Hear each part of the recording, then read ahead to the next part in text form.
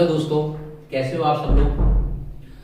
जैसा कि हमारी कॉन्स्टिट्यूशंस की क्लास चल रही थी और कॉन्स्टिट्यूशन की क्लास को आज हम अपनी कंटिन्यू करते हैं। जैसा कि अपन लोगों ने अपनी फर्स्ट क्लास में 1773 के रेगुलेटिव एक्ट तक की बात अपन लोगों ने की थी और यहां तक मेरा मानना है शायद अपन उस एक्ट के सारे फैक्ट्स क्लियर कर चुके थे। अब 1773 के रेगुलेटिव एक्ट को पारित करने का मैंने कारण आपको बताया था कि ईस्ट इंडिया कंपनी में काफी ज्यादा भ्रष्टाचार बढ़ चुका था। करप्शन के कारण लगातार कंपनी डाउन में जा रही थी, खर्च अत्यधिक बढ़ गए थे और इन्हीं सबको दूर करने के लिए पिट्स इंडिया रेगुलेटिव एक्ट को लाया गया था।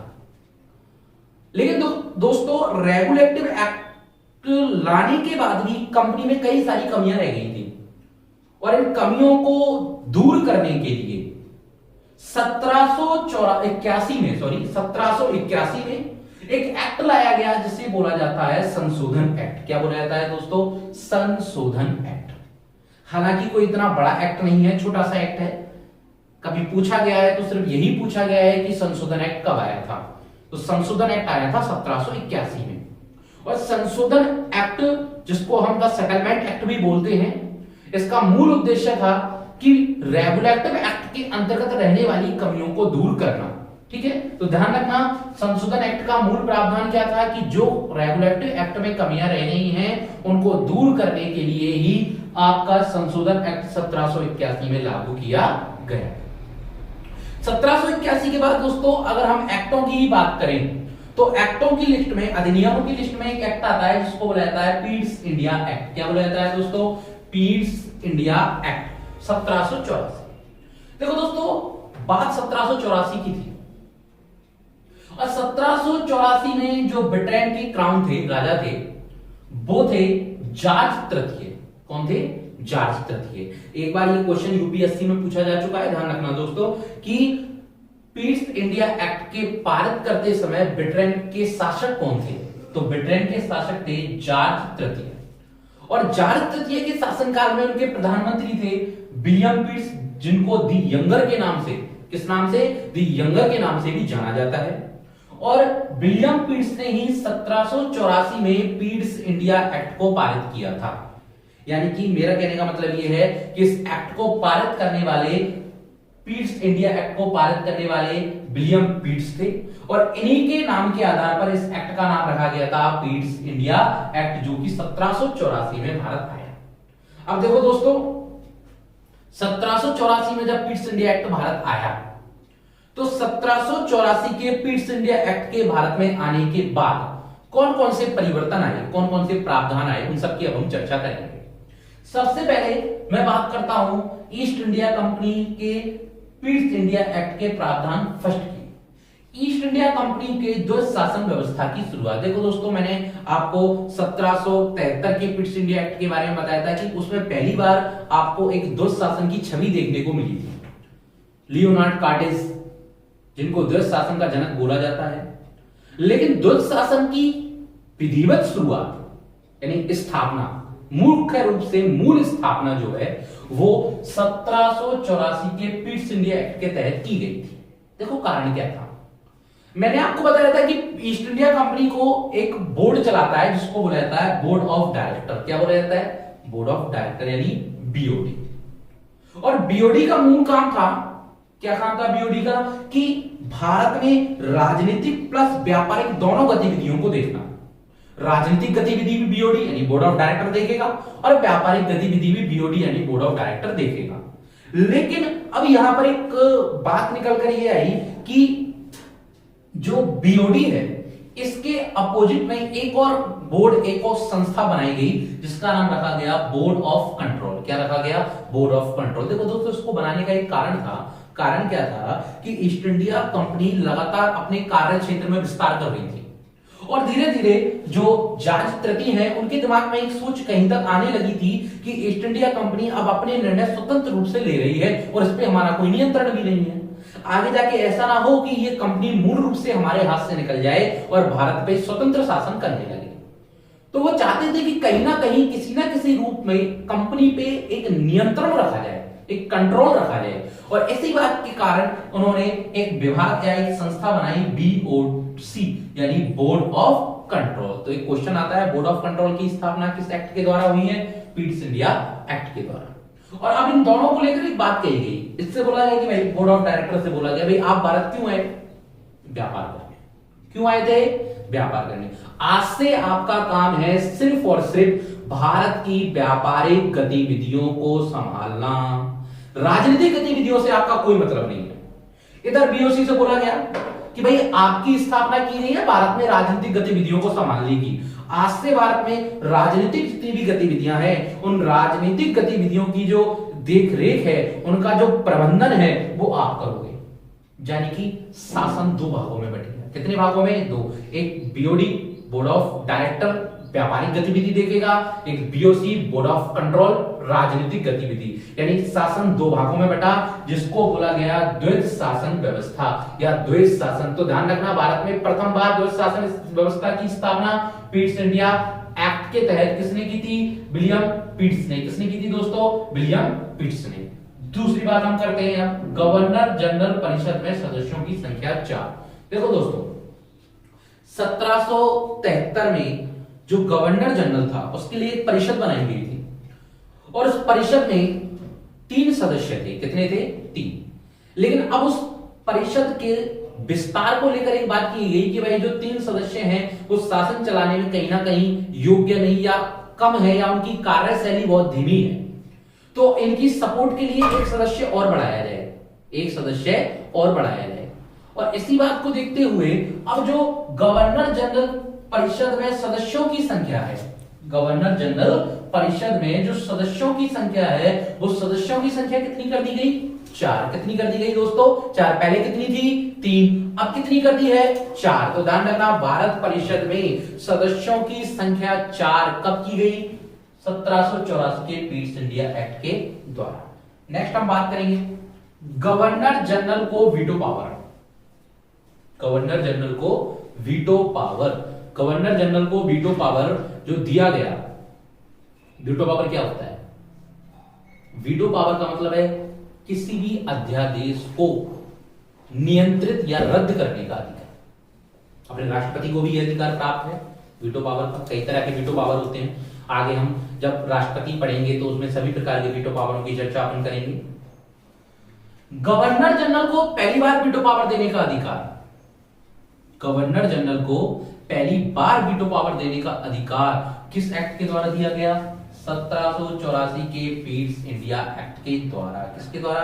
1784 के पीट्स इंडिया एक्ट के द्वारा। नेक्स्ट, कलकत्ता को कंपनी की राजधानी। बहुत ही इंपोर्टेंट क्वेश्चन है दोस्तों, ध्यान रखना, बहुत ही इंपोर्टेंट क्वेश्चन है। वर्तमान में हमारे देश की राजधानी दिल्ली है। क्या है? दिल्ली। लेकिन ईस्ट इंडिया कंपनी के समय दिल्ली का इतना महत्व नहीं था। मैंने आपको बताया है कि ईस्ट इंडिया कंपनी की जो मुख्य कार्यशैली थी वो 3 क्षेत्रों तक फैली हुई थी, मद्रास, बंबई और कलकत्ता, सॉरी बंगाल। और उनका मूल जो केंद्र था वो था बंगाल। क्या था? बंगाल। प्लासी का युद्ध है, बक्सर का युद्ध है, उन्हीं को जीतकर उन्होंने सर्वप्रथम भारत में अपनी राजनीतिक स्थिति को मजबूत किया था। और उन्होंने इसी चीज का फायदा उठाकर जो उस समय कलकत्ता शहर है, जिसको जॉब चार्नोक ने बसाया था। किसने बसाया था? Job Charnock. कलकत्ता शहर के संस्थापक या स्ट्रक्चरकर्ता कौन है? Job Charnock. उस कलकत्ता को अपनी क्या बनाया? राजधानी। तो ध्यान रखना, कलकत्ता को कंपनी की राजधानी कब बनाया गया? पीट्स इंडिया एक्ट 1784 के तहत। कोई दिक्कत नहीं? यहां तक कोई दिक्कत नहीं। दूसरा, पहली बार भारत को ब्रिटिश अधिपत्य क्षेत्र, बहुत ये भी इंपोर्टेंट क्वेश्चन है। हम जानते हैं भारत पे अंग्रेजों ने 190 साल शासन किया, लेकिन विधिवत रूप से ये बात कब निकल के आई कि भाई भारत जो है वो ब्रिटिश अधिपत्य क्षेत्र है, औपनिवेशिक क्षेत्र है। देखो, 2 शब्द जरा ध्यान रखना, औपनिवेशिक क्षेत्र और आधिपत्य क्षेत्र। सुनने में दोनों एक जैसे हैं, लेकिन इनमें एक छोटा सा अंतर है। औपनिवेशिक क्षेत्र वो होता है जहां पर कोई दूसरी शक्ति आके अधिकार कर ले और उसका शासन संचालन ना करते हुए सिर्फ उसका एक शोषणकारी शोषण के रूप में उसका, या एक तरह से आर्थिक स्ट्रक्चर के रूप में उसका यूज करे। लेकिन अब अंग्रेजों ने क्या किया था कि भारत में राजनीतिक स्थिति को प्रभावित करना शुरू कर दिया था और धीरे धीरे अब वो भारत में शासन संचालित करने लगे। तो अब उन्होंने भारत को ब्रिटिश आधिपत्य क्षेत्र बोलना शुरू कर दिया। अब अंग्रेज यानी कि ईस्ट इंडिया कंपनी या अपना ब्रिटिश क्राउन है वो एक बात बोलने लगे थे कि जो भारत है वो ब्रिटिश आधिपत्य का क्षेत्र है। किसका क्षेत्र है? ब्रिटिश आधिपत्य का क्षेत्र। तो ये था दोस्तों अपना 1784 का पीट्स इंडिया एक्ट। 1784 के पीट्स इंडिया एक्ट के बाद हम अगले जो अधिनियम है उसकी बात करेंगे, 1786 का विशेष अधिनियम। 1786 का विशेष अधिनियम, स्पेशल एक्ट, ये भी एक अपने आप में इंपोर्टेंट है। मैं आपको जो टॉपिक क्लियर करा रहा हूं, सबसे पहले आप अपनी एक साइकोलॉजी सेट कर लेना। ये जितने भी टॉपिक हैं आप इनको, चाहे यूपीएससी है, चाहे आरपीएससी है, चाहे एमपीएससी है, अदरवाइज किसी भी एग्जाम में यूज कर सकते हो। मैं किसी भी टॉपिक को जीरो से शुरू कर रहा हूं, टॉप पे ले आके खत्म कर रहा हूं, क्योंकि मेरा एक मानना है, मुझे नहीं पता कि मैं जो क्लास पढ़ा रहा हूं उसको किस लेवल का बच्चा पढ़ रहा है या किस लेवल के बच्चे उसको कंटेंट को क्लियर कर रहे हैं। मेरा एक उद्देश्य है कि जो भी स्टूडेंट मेरी इस वीडियो को देख रहा है उस वीडियो में उसके एग्जाम से संबंधित मटेरियल उसे अवेलेबल हो, क्योंकि ये बहुत जरूरी है। हम प्रिपरेशन करा रहे हैं तो मैं चाहता हूं कि चाहे किसी भी एग्जाम का स्टूडेंट इस वीडियो को देख रहा है, किसी भी एग्जाम का स्टूडेंट इस वीडियो को पढ़ रहा है, तो उसको उसके स्टडी मटेरियल के अकॉर्डिंग ही इसमें मटेरियल अवेलेबल हो। तो चाहे एग्जाम आपका किसी भी लेवल का हो, आप इससे संबंधित क्वेश्चन हर एग्जाम में देख सकते हो। देखो दोस्तों, 1786 की बात अपन करते हैं तो 1786 में एक एक्ट आया था जिसको स्पेशल एक्ट यानी विशेष अधिनियम बोला जाता है, जिसके तहत कई सारी बातें निकल कर आई। पहला, गवर्नर जनरल को प्रधान सेनापति बनाना। भारत की जो सेनाएं थी, भारत की जो सेनाएं थी, मैंने बताया था 1773 में गवर्नर जो है बंगाल का, उसे गवर्नर जनरल पद दे दिया गया था। और 1773 के बाद अब भारत में जो भी गवर्नर जनरल आया, उस गवर्नर जनरल का भारत की राजनीतिक स्थिति पे अत्यधिक प्रभाव रहा। और इसी चीज को देखते हुए 1786 में, कब? 1786 में जो भारत की सैनिक शक्ति थी, उस सैनिक शक्ति का अधिपत्य यानी उस सैनिक शक्ति का प्रमुख किसे बना दिया गया? गवर्नर जनरल को। किसे बना दिया गया? गवर्नर जनरल को। ध्यान रखना इस बात को। गवर्नर जनरल को परिषद के नियम रद्द करने की शक्ति, इस टॉपिक को जरा ध्यान से देखना। देखो, गवर्नर जनरल को परिषद के नियमों को रद्द करने की शक्ति उपलब्ध कराई गई। कैसे कराई गई दोस्तों? मैंने बताया था कि गवर्नर जनरल की परिषद में सदस्य संख्या कितने हैं? 4। अगर यह सदस्य कोई अधिनियम बनाते हैं और उस अधिनियम को अगर गवर्नर जनरल चाहे रद्द करना तो वह रद्द कर सकता है। लेकिन 1786 के अधिनियम से पहले गवर्नर जनरल को यह अधिकार नहीं था। यह अधिकार उसे कब दिया गया? 1786 के विशेष अधिनियम में यह अधिकार दिया गया कि वह जो इसकी गवर्नर जनरल परिषद के सदस्य हैं उनके द्वारा अगर कोई अधिनियम दिया जा रहा है तो उसे रद्द किया जा सकता है। देखो दोस्तों, इस विशेष अधिनियम के तहत एक गवर्नर जनरल है जिनकी मैं चर्चा करना चाहता हूं, लॉर्ड कॉर्नवालिस। लॉर्ड कॉर्नवालिस 2 बार भारत आए थे और लास्ट बार जब वो 1805 के समथिंग भारत आए थे तो रहस्यमयी ढंग से, या हम ये बोले कि एक अननेसेसरी उनकी डेथ हुई थी भारत में। और उनकी मृत्यु के बाद अपना मध्य प्रदेश में एक जगह है गाजीपुर, यहां पर उनकी समाधि बनी हुई है। गाजीपुर में गवर्नर जनरल लॉर्ड कॉर्नवालिस की क्या बनी हुई है? समाधि बनी हुई है। ध्यान रखना इस बात को कि भारत के ऐसे ब्रिटिश गवर्नर जनरल जिनकी समाधि भारत में बनी हुई है, कहां पर? मध्य प्रदेश के गाजीपुर में। कहां बनी हुई है दोस्तों? मध्य प्रदेश के गाजीपुर में। ठीक है दोस्तों, तो दोस्तों ये थी हमारी संशोधन एक्ट, पीट्स इंडिया एक्ट और अपने 1786 के विशेष अधिनियम से संबंधित कुछ बातें। इन बातों में, इन टॉपिकों में, इन इफेक्ट्स का कॉन्सेप्ट में कई सारे क्वेश्चन ऐसे आते हैं जो अक्सर एग्जाम में पूछे जाते हैं और पूछे भी गए हैं, और वो सारे क्वेश्चन मैंने आपको बोर्ड पे कंप्लीट कराए हैं। अब आगे हम देखते हैं कि 1786 के बाद भारत की ब्रिटिश राजनीति में क्या परिवर्तन आए। देखो दोस्तों, 1786 के बाद दोस्तों लगातार अब भारत में चार्टर अधिनियमों का प्रभाव बढ़ेगा। किसका प्रभाव बढ़ेगा? चार्टर अधिनियमों का। जैसे कि मैंने चार्टर अधिनियमों के बारे में आपको पहले भी बताया है कि चार्टर अधिनियम वे अधिनियम होते हैं जिनको ब्रिटेन के राजा के द्वारा पारित किया जाता है। किसके द्वारा पारित किया जाता है? ब्रिटेन के राजा के द्वारा पारित किया जाता है, और ब्रिटेन के राजा के द्वारा पारित किए जाने के कारण ही इनको चार्टर अधिनियम बोला जाता है। और भारत में आने वाला प्रथम जो चार्टर अधिनियम है वो है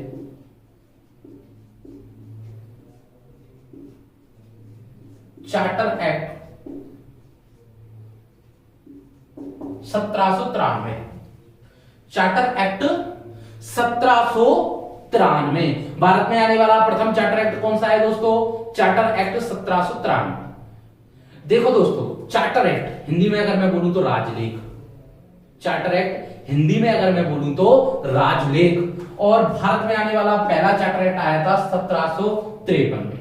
अब बात हम करेंगे कि इसके अंतर्गत क्या प्रावधान किए गए थे, आखिर इसके अंतर्गत ऐसी कौन सी बातें थी जो लागू की गई। आप लोगों को पता होना चाहिए दोस्तों कि 1753 से पहले जो भी कोई ब्रिटिश ईस्ट इंडिया कंपनी अधिकारी है उसका जो वेतन दिया जाएगा, उसका क्या दिया जाएगा? उसका जो वेतन दिया जाएगा वो वेतन ब्रिटिश राजस्व में से दिया जाता था, यानी इंग्लैंड के राजस्व में से दिया जाता था। लेकिन 1793 के चार्टर एक्ट में 1793 के चार्टर एक्ट में यह व्यवस्था की गई कि अब जो भी कोई अधिनियम होगा, जो भी कोई ब्रिटिश अधिकारी होगा, उस ब्रिटिश अधिकारी का जो वेतन दिया जाएगा वो वेतन किसमें से दिया जाएगा? भारत के राजस्व में से दिया जाएगा। किसमें से दिया जाएगा दोस्तों? भारत के राजस्व में से दिया जाएगा। पहला प्रावधान तो ये था कि 1753 के चार्टर एक्ट का पहला प्रावधान क्या है कि ब्रिटिश अधिकारी कोई भी है, उस ब्रिटिश अधिकारी को जो भी वेतन दिया जाएगा वो वेतन किसके रूप में, किसके द्वारा दिया जाएगा? कि वह वेतन जो है वो भारत के राजस्व में से दिया जाएगा। दूसरा कि जो भारत का गवर्नर जनरल है, वह भारत का गवर्नर जनरल अब भारत की राजनीतिक, व्यापारिक या अन्य किसी भी गतिविधि को स्वतंत्र रूप से प्रभावित कर सकता है। कि अगर भारत का गवर्नर जनरल चाहे तो वह भारत की किसी भी स्टैंडर्ड की नीति को या किसी भी प्रकार की व्यवस्था को पूर्ण रूप से क्या कर सकता है? प्रभावित कर सकता है। ये अधिकार किसके तहत दिए गए थे? 1753 के चार्टर एक्ट के द्वारा। अच्छा दोस्तों, इन चार्टर एक्टों की एक बात ध्यान रखना कि अब जो भी ये चार्टर एक्ट आएगा ये 20 साल बाद आएगा। कब आएगा? हर 20 साल बाद। जैसे कि अगर मैंने बोला कि अगर ये पहला चार्टर एक्ट 1753 में आया, तो अगर मैं अब दूसरे चार्टर एक्ट की बात करूं तो दूसरा चार्टर एक्ट कब आएगा? दूसरा चार्टर एक्ट आएगा 1813। कब आएगा? 1813 में। तो भारत में आने वाला जो दूसरा चार्टर एक्ट है वो कब आएगा? 1813 में। क्योंकि देखो एक बात है कि आखिर ये चार्टर एक्ट जो है वो 18-20 साल बाद ही क्यों आ रहे हैं?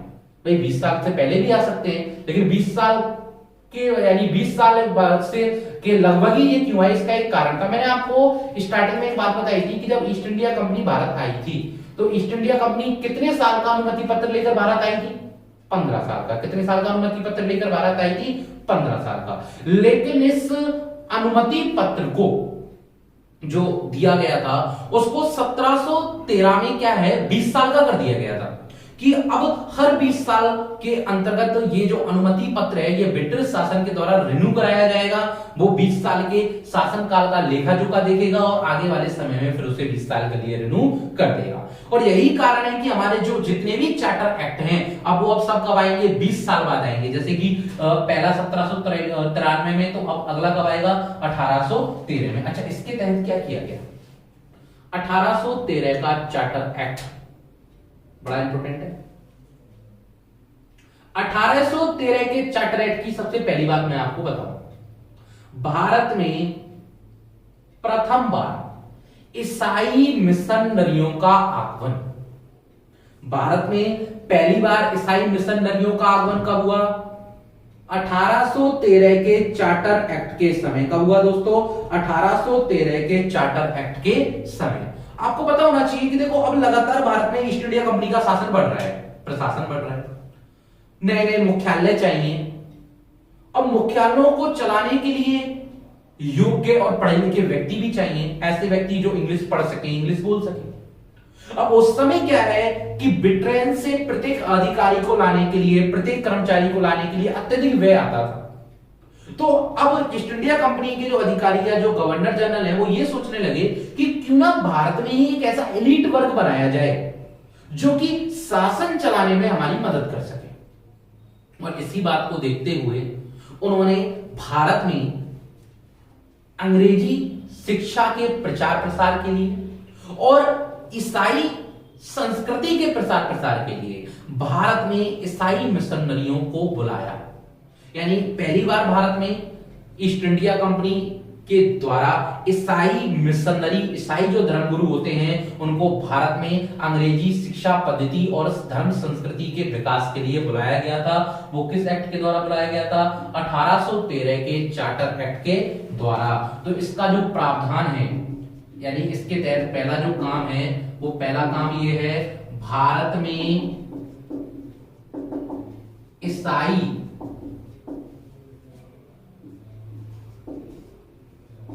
मिशनरियों का आगमन।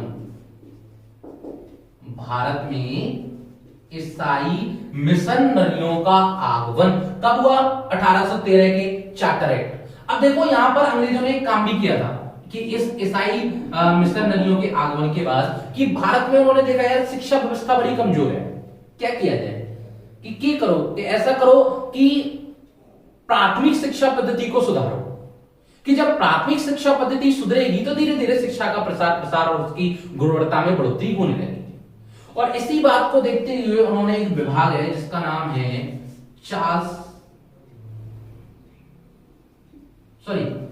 बुश डिस्प्रेस। क्या नाम है?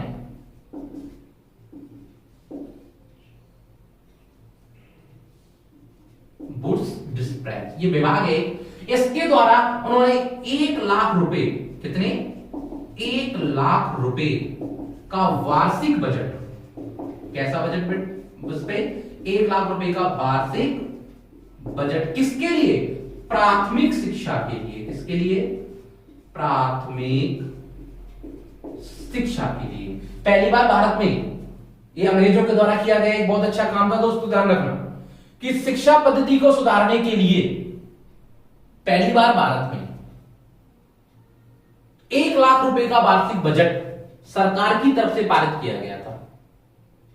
1 लाख रुपए का वार्षिक बजट सरकार की तरफ से क्या किया गया था? लागू किया गया था। और क्वेश्चन ये आता है कि जो ये वार्षिक बजट है ये किस विभाग के द्वारा पारित किया गया था? तो ध्यान रखना यह बुश डिस्प्रेस विभाग के द्वारा। किसके द्वारा? बुश डिस्प्रेस विभाग के द्वारा क्या किया गया था? लागू किया गया था। ध्यान रखना इस एक्ट के द्वारा ही ईस्ट इंडिया कंपनी के व्यापारिक अधिकारों का भी संशोधन किया गया था। जैसे कि चाय का व्यापार है, अफीम का व्यापार है, और आप क्या कहते हैं चीन से जो व्यापार वगैरह किया जाता था, इन सबको ईस्ट इंडिया कंपनी के लिए एक तरह से संशोधित कर दिया गया था कि भाई इनसे संबंधित जो भी व्यापार है ये चीन और ईस्ट इंडिया कंपनी के एकाधिकार में रहेगा। वो काम भी किसके तहत किया गया था? 1813 के चार्टर एक्ट के द्वारा। अच्छा, 1813 के चार्टर एक्ट के बाद अगला जो चार्टर एक्ट आएगा वो कब आएगा दोस्तों? 20 साल बाद। कब आएगा? 20 साल बाद। तो अगला चार्टर एक्ट आएगा अब, अगला चार्टर एक्ट कब आएगा? 1833। भाई 1793 पहला चार्टर एक्ट, 1833 दूसरा चार्टर एक्ट, 1833 तीसरा चार्टर एक्ट। ये थोड़ा ध्यान रखना क्रम वाइज, 20-20 साल का इनमें अंतर है। 1833 का जो चार्टर एक्ट है यह है भारत की राजनीतिक स्थिति को देखते हुए बहुत ही इंपोर्टेंट है। भारत की राजनीतिक स्थिति को देखते हुए इस चार्टर एक्ट में कई सारे संशोधन किए गए थे।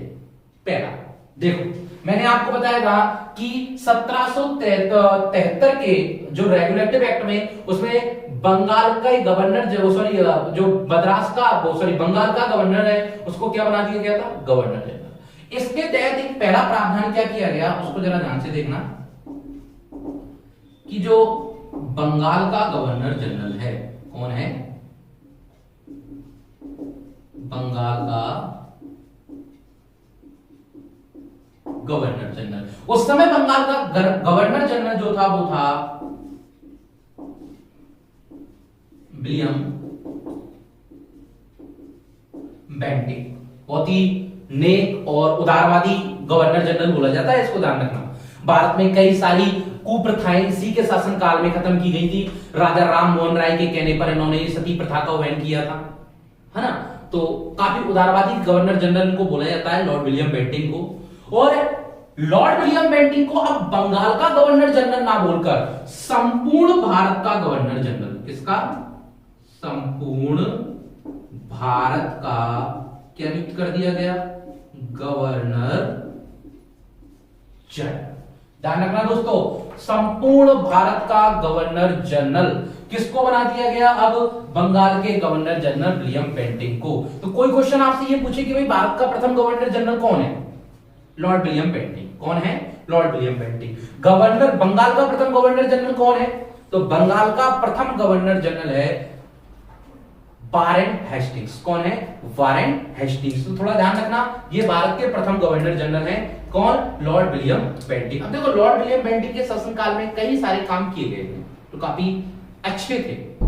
जैसे कि मैं बात करूं, इन्होंने सर्वप्रथम जो ब्रिटेन से भारत आते थे नागरिक, उनके लिए किसी भी प्रकार के अनुमति पत्र को अनिवार्य करना की जो प्रथा थी वो खत्म कर दी। इनका एक मानना था, ये कहते थे कि भाई जो भारत है वो ब्रिटेन का ही एक भाग है और अपने ही देश के भाग में आने के लिए किसी भी अनुमति पत्र की जरूरत नहीं है। तो उन्होंने बोला कि भाई ब्रिटेन का कोई भी नागरिक है वो बिना किसी अनुमति के भारत आ सकता है, तो बिना किसी अनुमति के भारत आ सकता है। ध्यान रखना, तो बिना किसी अनुमति के क्या आ सकता है, भारत आ सकता है। ये नियम किसने बनाया था, 1833 के चार्टर अधिनियम के तहत किसने, लॉर्ड विलियम बेंटिक ने। लॉर्ड विलियम बेंटिक के शासनकाल में ही भारत में पहली बार भारत में एक अच्छे पैमाने पे कानून व्यवस्था को सुदृढ़ किया गया था।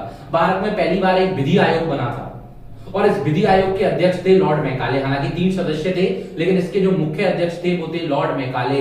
मैकाले विधि संहिता, आईपीसी धारा जिसके तहत इसमें आती है, जो मैकाले विधि संहिता है वो लॉर्ड मैकाले के द्वारा बनाई गई थी। और मैकाले वो व्यक्ति हैं जिन्होंने भारत में अंग्रेजी शिक्षा पद्धति को मुख्य रूप से लागू कराया था। तो भारत में अंग्रेजी शिक्षा पद्धति का जनक भी लॉर्ड मैकाले को बोला जाता है और इन्हीं के शासनकाल में लॉर्ड मैकाले के विधि आयोग के तहत अध्यक्ष पद को संभालते हुए भारत की कानून व्यवस्था को सुदृढ़ किया था। किसमें, लॉर्ड विलियम बेंटिक के काल में। इन्हीं के शासनकाल में लॉर्ड विलियम बेंटिक का जो शासनकाल है इसमें कई सारी भारत की कुप्रथाएं जैसे कि सती प्रथा है और कन्यावध प्रथा है और ऐसी कुछ प्रमुख प्रथाएं हैं जो कि ग्रामीण क्षेत्रों में संचालित थी, उनको बैन किया गया। इनके बारे में एक कहानी भी बताई जाती है, एक बात बताई जाती है कि जिस समय इन्होंने सती प्रथा को बैन किया था, जो खासकर अपने राजस्थान में राजपूत जो क्षेत्र है इसमें काफी ज्यादा प्रचलित थी, तो सती प्रथा को क्या है कि जो राजपूत थे वो एक गर्व के रूप में देखते थे कि एक काफी एक गर्वपूर्ण ये एक प्रथा है। और जब वो लोग इसको पता लगा कि उनको पता लगा कि भाई लॉर्ड विलियम बेंटिक इसे खत्म कर रहे हैं, तो वो लॉर्ड विलियम बेंटिक से मिलने पहुंचे और उनको जाके बोले कि जो ये प्रथा है ये हमारी वीरता और शौर्य का प्रतीक है और हमारी एक अलग ही एक विशेष सांस्कृतिक पहचान है, तो हम चाहते हैं कि आप इस प्रथा को बैन ना करें। अब भाई governor general Lord William Bentinck बहुत ही उदारवादी थे तो वो उनको भी नाराज नहीं कर सकते थे। उन्होंने एक शर्त रखी कि ठीक है कोई दिक्कत नहीं है, मैं अभी ही इस प्रस्ताव को वापस ले लेता हूं, लेकिन मेरी एक शर्त है कि जिस प्रकार सती प्रथा में एक पति के मरने पर एक पत्नी सती होती है, उसी प्रकार अगर कोई पत्नी मरेगी तो पति को भी दाह संस्कार जीवित होते हुए करना पड़ेगा। बताते हैं इस बात को सुनकर वो जो लोग आए थे वो बड़े ही अपमानित महसूस करते हुए और वापस लॉर्ड विलियम बेंटिंक के ऑफिस से चले गए थे। तो लॉर्ड विलियम बेंटिंक जी अपने काल के बहुत ही ज्यादा उदारवादी एक गवर्नर जनरल बोले जाते हैं। 1833 के चार्टर एक्ट के बाद, 1833 का जो चार्टर एक्ट है उसके बाद भारत में आने वाला अंतिम जो चार्टर एक्ट था, वो अंतिम चार्टर एक्ट है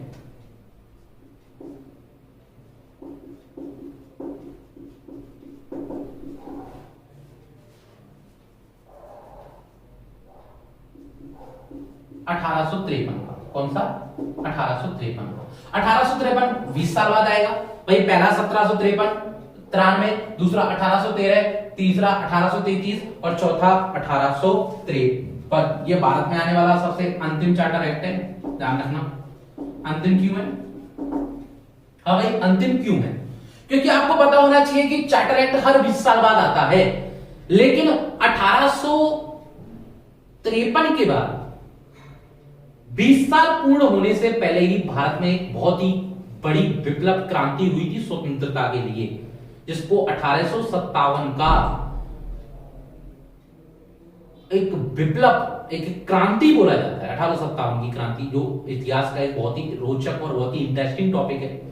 जब हिस्ट्री की क्लास अपन लेंगे तो उसमें आपको मैं कंसल्ट कराऊंगा।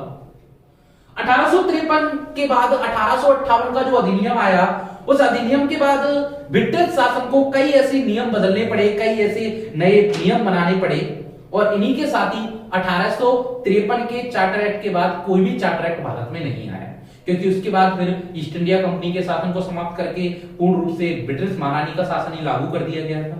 तो भारत में आने वाला अंतिम चार्टर एक्ट कौन सा है? 1853 का चार्टर एक्ट। इसकी कुछ प्रमुख बातें समझना। भारत में पहली बार प्रशासनिक और न्यायिक कार्यों का बंटवारा। भारत में पहले क्या होता था कि जो प्रशासनिक न्यायिक अधिकारी है वही प्रशासनिक अधिकारों को भी देखा करता था, लेकिन भारत में पहली बार प्रशासनिक प्लस न्यायिक दोनों ही गतिविधियों को अलग अलग कर दिया गया। क्या कर दिया गया? दोनों ही गतिविधियों को अलग अलग। तो भारत में पहली बार प्रशासनिक और न्यायिक गतिविधियों को क्या कर दिया गया? अलग अलग कर दिया गया। और इसी के साथ ही भारत में जितने भी चार्टर एक्ट आए थे उनको पूर्ण रूप से समाप्त कर दिया गया। और इस वीडियो में आज हमने अपने जितने भी चार्टर एक्ट हैं उन सारे चार्टर एक्टों को कंप्लीट किया है। चार्टर एक्ट कंप्लीट होने के बाद अब इसमें अगला जो अपन टॉपिक पढ़ेंगे वो पढ़ेंगे अपने भारत सरकार अधिनियम 1858, जो कि पूर्ण रूप से भारत की राजनीति को बदल के रख देगा, ईस्ट इंडिया कंपनी के शासन को समाप्त कर देगा। तो आज की वीडियो में दोस्तों इतना ही। नेक्स्ट वीडियो में हम भारत के चार्टर एक्ट के बाद बदलने वाली राजनीतिक गतिविधियों के बारे में चर्चा करेंगे। Thank you.